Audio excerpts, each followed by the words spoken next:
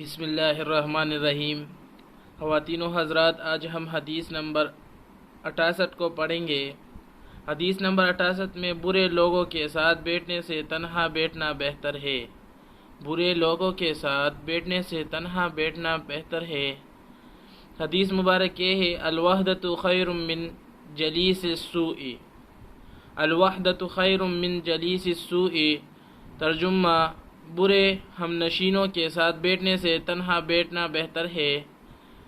برے ہم نشینوں کے ساتھ بیٹھنے سے تنہا بیٹھنا بہتر ہے۔ تشریح: صحبت کا اثر ہوتا ہے۔ جن لوگوں کی صحبت میں آدمی اٹھتا بیٹھتا ہے، غیر شعوری طور سے ان کا اثر اس میں منتقل ہو جاتا ہے۔ اسی وجہ سے حدیث بالا میں فرمایا گیا ہے کہ آدمی اپنے بیٹھک صحیح لوگوں میں رکھے، یعنی اپنے بیٹھک جہاں پر بیٹھتا ہے وہ صحیح لوگوں میں رکھے۔ اگر صحیح بیٹھک نہ ملے تو اب تنہا ہی بیٹھ جائے، اور شریعت نے اس کی اجازت نہیں دی کہ یہ غلط قسم کے لوگوں کے ساتھ بیٹھ کر اپنے اعمال و عقائد کو خراب کر لے۔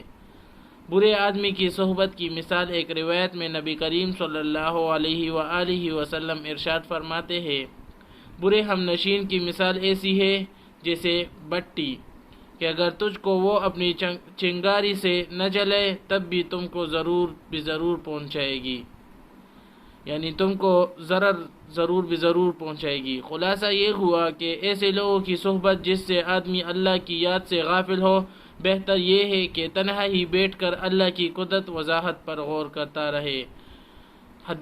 ایک شعر ہے، اس کا ترجمہ یہ ہے: نیک لوگ جب خاموش بھی ہوتے ہیں، اس وقت بھی ان کے باطن سے حق تعالی تک مناجات خاص رابطہ قائم رہتا ہے، یعنی خاص رابطہ قائم رہتا ہے۔